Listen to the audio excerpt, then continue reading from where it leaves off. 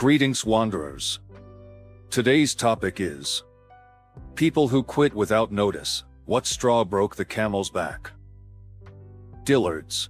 They told me to clock out and work all night because Regional was coming to inspect the store. So they wanted me to work for 8 hours moving around heavy stuff for free. Quit on the spot. Told me I wasn't a team player. I asked the manager if he would pay me for not working. He said no. I asked him why would I work without getting paid. Blank stare. That's highly illegal. I'm glad you quit. Old sales job I had. Landed/closed a big deal with a nice commission check heading my way. Found out a week or so later that the client wasn't mine, therefore, the check would be going to the correct sales rep.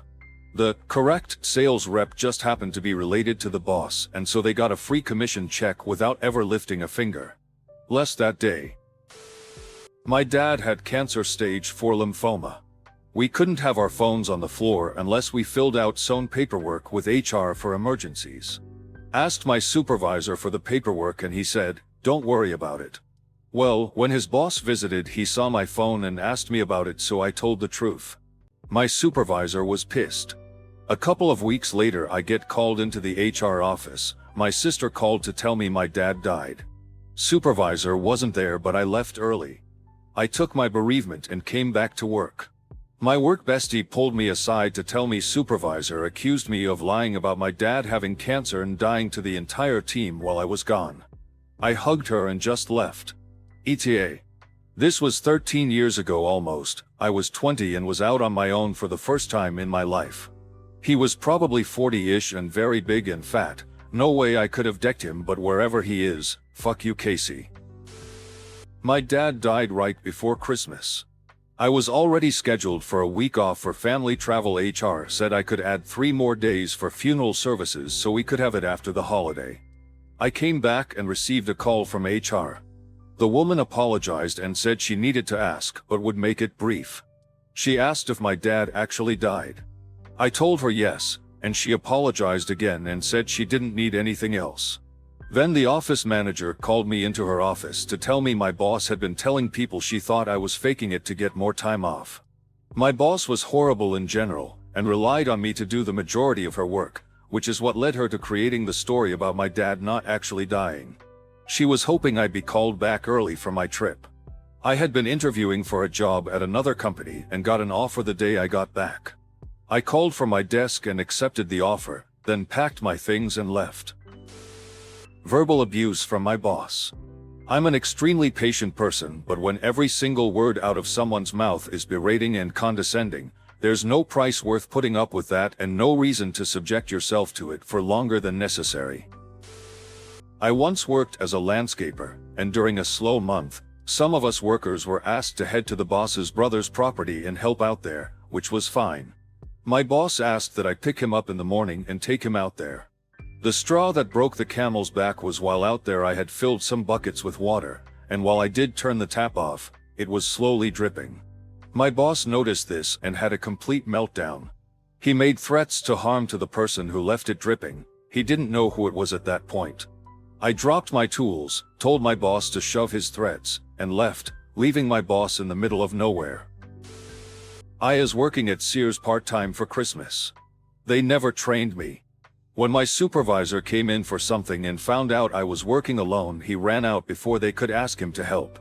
My other supervisor had a nervous breakdown and while crying, said he wanted to punch the manager but was a felon and needed the job. I just got tired of the shit because I was literally just working for Christmas money. They found me at my other job and asked me to come back because I had figured out how to do the job without being trained.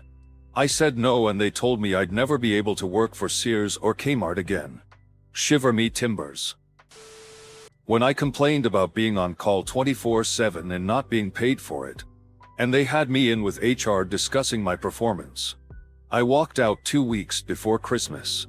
When I complained about being on call 24/7 and not being paid for it, and they had me in with HR discussing my performance, I walked out 2 weeks before Christmas. It's hard to stay in a situation like this. They never gave me the raise they promised me 3 months before. Then a manager tried to criticize me for not doing something that wasn't even my responsibility. I cursed him out, then cursed the main plant manager out in our meeting and left. About 3 days later the plant manager called and asked why I haven't been to work. He thought I was just venting and left for the day. I told him I said I fucking quit. No sure how that wasn't clear. This bitch kept on bragging about how she never washed her hands, yet the upper management continued to promote her. I worked in the factory that made every donut for every Dunkin' in Michigan, and yes, I mean literally bragged about not washing her hands. Do not, I repeat, do not, purchase any product from Dunkin' in Michigan. If you ever order anything from Dunkin' in Michigan that has frosting or sprinkles on it, in any way, shape, or form, you are touching food product from a disgusting cunt who bitches other people out for calling her out for not washing her hands. I know this sounds overly dramatic, but it's true. I've only quit one job ever, in high school when I worked at a grocery store. But I quit after I somehow was the only person scheduled to work on a Saturday night. Like, literally the only person. I was 16 or 17. Granted, I lived in a small town, but being the only person working in a whole-ass grocery store, to emphasize. Only person. Not a single other person was working. Not a janitor, not a manager, not a bag boy, no one else, was just absurd. Never went back. Did everything they wanted. Jumped on a plane to another site on 1 day's notice. Ended up working 16 days straight before coming back. Took a WFH customer service job role I didn't really want just to help out on a temporary basis. We were told that half the team could have Christmas Eve and Christmas Day off and the other half could have Christmas Day and Boxing Day.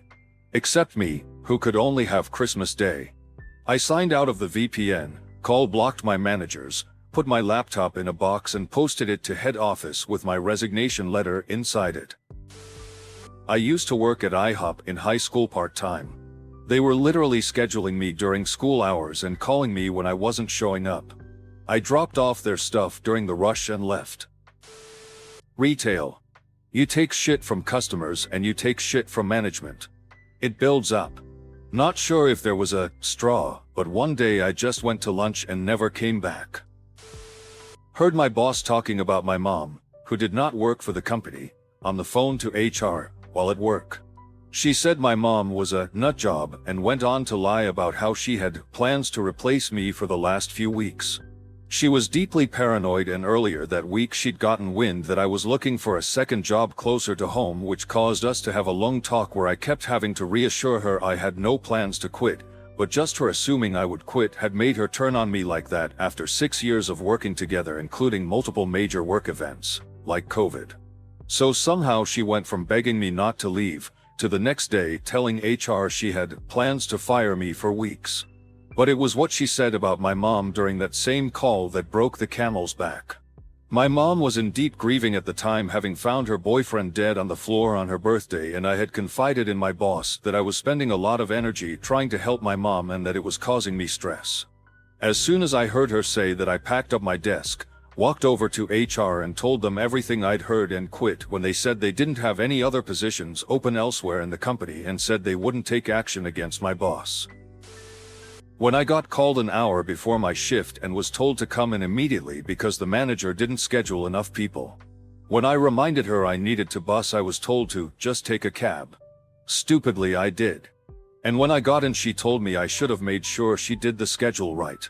Then I was told I'd be opening the next morning. Even though I was closing the kitchen that night. I closed. I did not open.